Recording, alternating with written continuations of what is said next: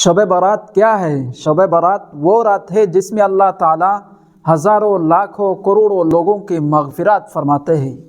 প্রিয় দর্শক, বর্তমান আমরা পবিত্র শাবান মাস অতিক্রম করছি। আর এই শাবান মাসে গুরুত্বপূর্ণ ফজিলতওয়ালা একটি রাত আছে, যে রাতটিকে হাদিসের ভাষায় বলা হয় লাইলাতুন নিসফি মিন শাবান, আমাদের কাছে শবে বরাত নামে পরিচিত।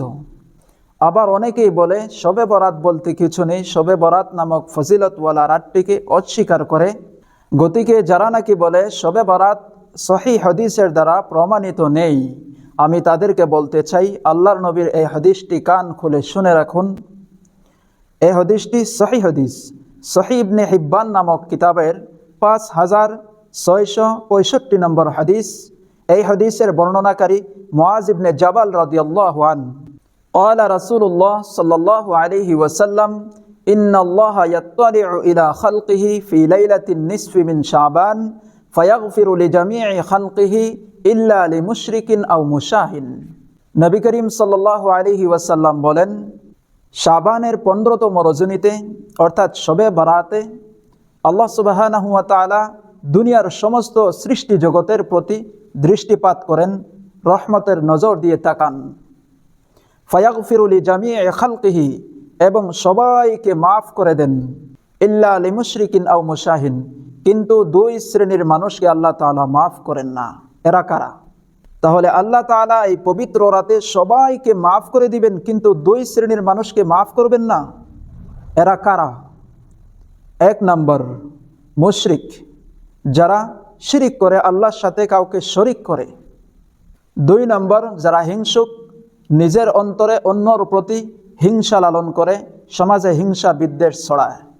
এই 2 শ্রেণীর মানুষকে আল্লাহ তাআলা মাফ করবেন না।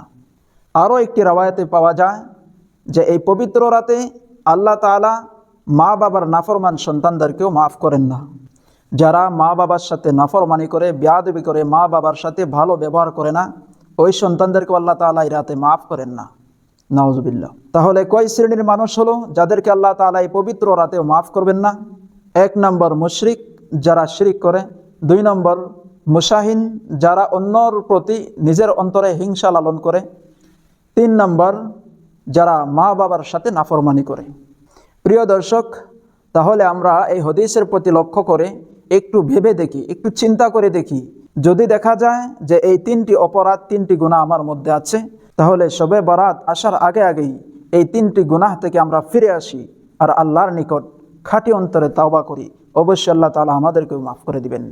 আল্লাহ তাআলা বলেন, ইয়া আইয়ুহাল্লাযীনা আমানু, ও ঈমানদার বান্দারা, তুবু ইলাল্লাহ, আমি আল্লাহর নিকট তাওবা করো।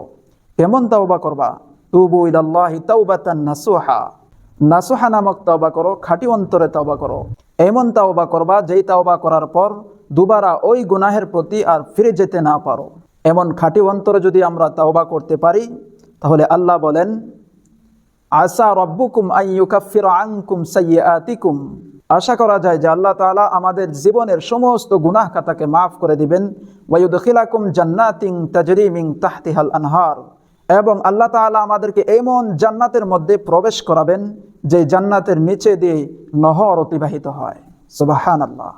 প্রিয় দর্শক, এই পবিত্র রাতের ফজিলত প্রাপ্ত বান্দা যদি আমরা হতে চাই, আল্লাহ তাআলার মাগফিরাত প্রাপ্ত বান্দা যদি আমরা হতে চাই, তাহলে অবশ্যই এই রাতটিকে নফল ইবাদতের মাধ্যমে কাটাতে হবে। তাহলে এই জিন্দিগিটাকে গুনাহ মুক্ত করে এই পবিত্র রাতে বেশি বেশি নফল ইবাদত আমরা করব। নফল নামাজ, কোরআন তেলাওয়াত, জিকির আজকার, তাসবিহ তাহলিলের মাধ্যমে আমরা রাতটি কেটিয়ে দিব।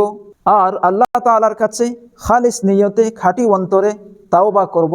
তাহলে অবশ্যই আল্লাহ তাআলা আমাদেরকে এই পবিত্র শবে বরাতে মাফ করে দিবেন এবং জান্নাতুল ফেরদাউসের মেহমান বানিয়ে দিবেন ইনশাআল্লাহ। এই পবিত্র শবে বরাতে আল্লাহ তাআলা আমাদের সবাইকে যেন বেশি বেশি নফল ইবাদতের তৌফিক দান করেন এবং খাঁটি তাওবা করার তৌফিক দান করেন। আল্লাহুম্মা আমিন। প্রিয় দর্শক, পবিত্র শবে বরাতের এই মেসেজটি শেয়ার করে সকলের কাছেই ছড়িয়ে দেন ইনশাআল্লাহ। সবাই ভালো থাকুন, সুস্থ থাকুন, আমিন।